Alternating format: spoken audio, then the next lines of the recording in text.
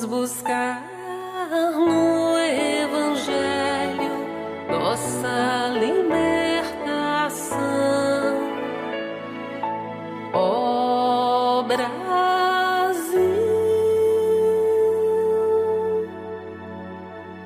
pátria amada do nosso coração.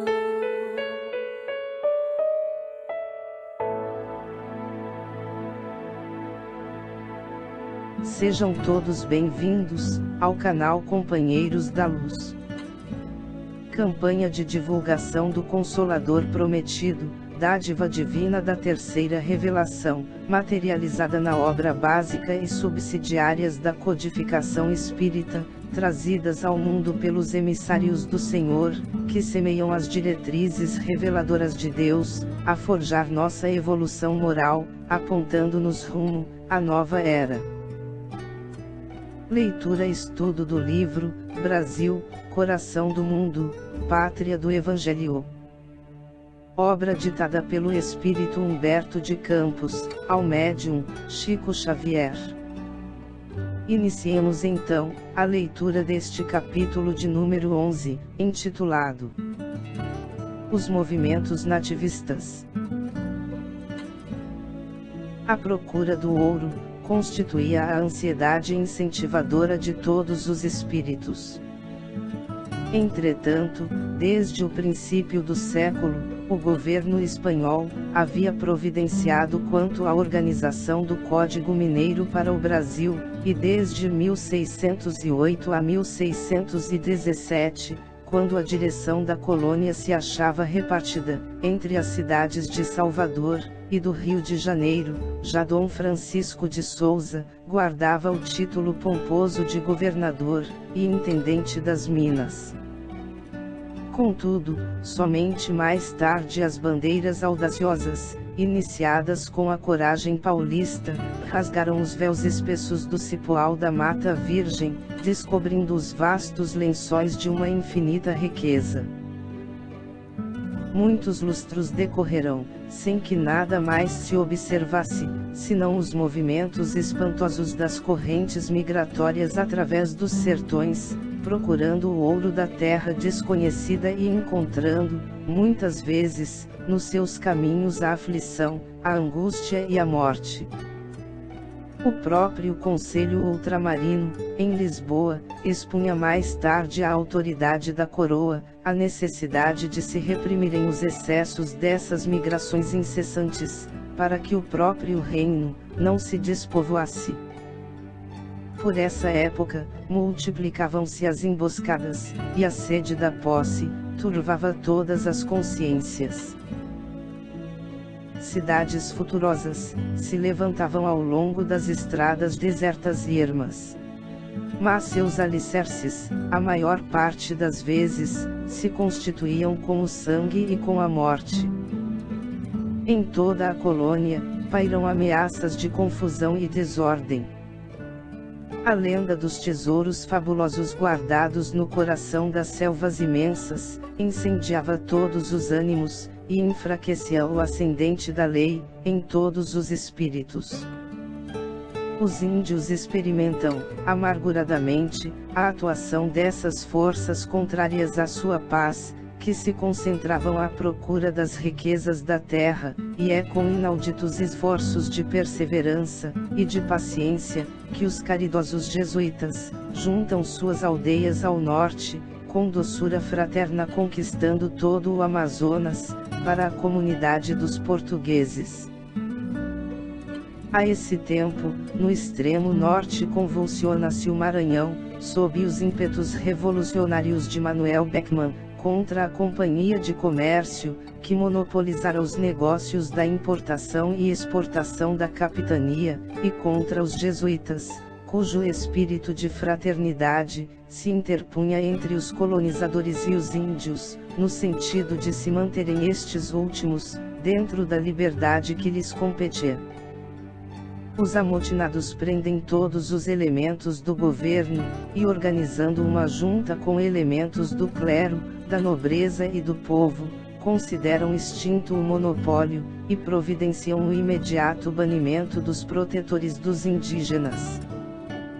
Festas extraordinárias assinalam, no Maranhão, semelhantes feitos, inclusive Tideum, na Catedral de São Luís.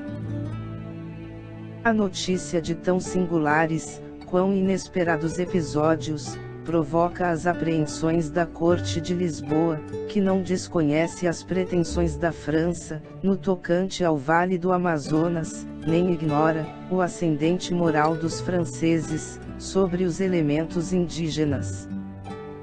A expedição que deverá restaurar a lei na capitania, não se faz esperar, e a Gomes Freire de Andrade, estadista notável pelo seu talento militar e político, cabe à direção do movimento restaurador. As providências da contra-revolução, no extremo norte, são adotadas sem dificuldade. Gomes Freire procede com magnanimidade para com os revoltosos, sem contudo, poder agir com a mesma liberalidade para com Manuel Beckmann, que foi preso e sentenciado à morte. Sua fortuna teve a ele confiscada, mas o grande oficial que comandará a expedição, dentro das tradições da generosidade portuguesa, arrematou todos os bens do infeliz, em asta pública, e doou à viúva, e aos órfãos do revolucionário. Em 1683, a Bahia se conflagra, depois de assassinar o alcaide-mor da colônia, Francisco Teles de Menezes, que excitará as antipatias dos habitantes do Salvador. E os derradeiros anos do século XVII, testemunham as atividades da colônia, nesse período de transição dos movimentos nativistas. A sede do ouro penetra o século seguinte, que, mais intensamente, ia acender a febre da ambição em todas as cidades. Em 1710, as lutas se fixam na capitania de Pernambuco, que fazia questão de cultivar o sentimento de sua autonomia, desde os tempos da ocupação holandesa, com a qual fizera novas aquisições, no que se referia aos patrimônios de sua independência. Os brasileiros de Olinda abrem luta com os portugueses de Recife, em razão das rivalidades entre as duas grandes cidades pernambucanas, que não se toleravam politicamente. As emboscadas ocasionam ali dolorosas cenas de sangue. Um ano inteiro de choques e sobressaltos assinala o período da Guerra dos Mascates. Antes, porém, desses movimentos revolucionários em Pernambuco, os paulistas e os emboabas lutavam na região aurífera dos sertões de Minas Gerais, disputando-se a posse do ouro, que abrasava a imaginação do país inteiro. A felonia e a traição constituem o código dessas criaturas, insuladas nas matas desconhecidas e inóspitas. Pela mesma época, a França, que sempre custou a resignar-se com a influência portuguesa no Brasil, envia Duclerc, para investir o porto do Rio de Janeiro, com 1000 homens de combate. A metrópole portuguesa não podia proteger de pronto a cidade, e o governador Francisco de Castro Moraes, deixando-se dominar pela timidez, permitiu o desembarque das forças francesas, que todavia, foram rechaçadas pela população carioca. Estudantes e populares lutaram contra o invasor. Algumas dezenas de franceses foram barbaramente trucidados. Fizeram-se ali mais de 500 prisioneiros, e o capitão Duclerc acabou assassinado em trágicas circunstâncias.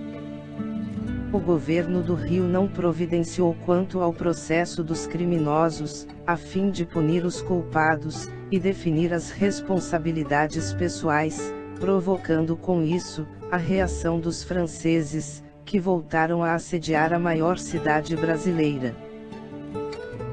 De Guetroan vem à Baía de Guanabara, acompanhado de cerca de 5.000 combatentes. O governador foge com quase todos os elementos da população, deixando o rio à mercê do corsário, que se ilustrara sob a proteção de Luís XIV. Depois do saque, que absorve muitos milhões de cruzados da fortuna particular, paga ainda à cidade fabuloso resgate. Enquanto se desenrolavam os últimos acontecimentos, governava em Portugal Dom João V, o Magnânimo, em cujo reinado, ia o Brasil espalhar pela Europa os seus fabulosos tesouros. Nunca houve, ali, um soberano que mostrasse tamanho descaso pelas possibilidades econômicas do povo. O ouro e os diamantes do Brasil iam acender no seu trono as estrelas efêmeras do seu fastígio e da sua glória.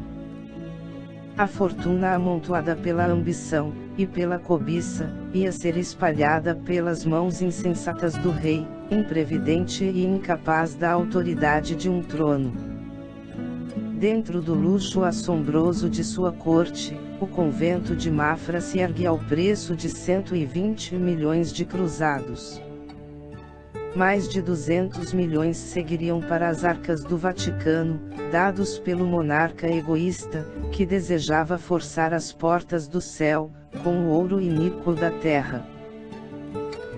Em vez de auxiliar a evolução da indústria e da agricultura de sua terra, Dom João V levanta igrejas e mosteiros com extrema prodigalidade, e, enquanto todas as cortes da Europa felicitavam o rei perdulário pelo descobrimento dos diamantes na sua afortunada colônia, e se celebram Te-Deums em Lisboa, em homenagem ao auspicioso acontecimento, pelo Brasil todo se alastravam movimentos nativistas, exaltando os sentimentos generosos da liberdade, e preparando assim, sob a inspiração de Ismael, e de suas falanges devotadas, o futuro glorioso dos seus filhos.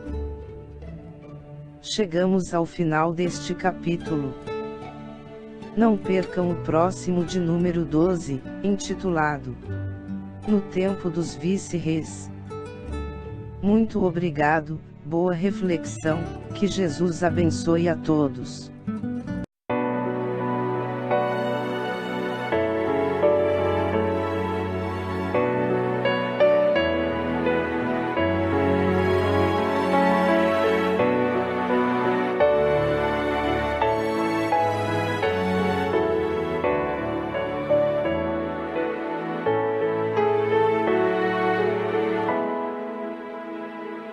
Brasil, terra de bênçãos, Brasil, celeiro de luz, Brasil, coração do mundo, pátria do Evangelho.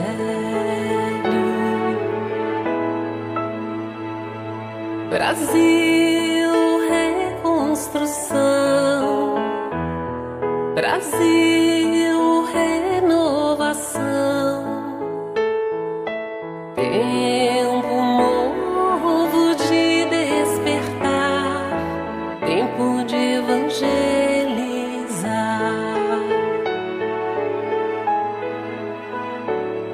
Bela é a vossa gente, buscando resgatar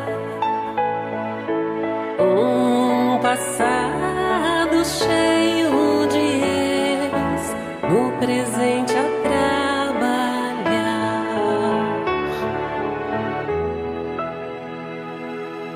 Vamos buscar no Evangelho nossa libertação. Ó Brasil,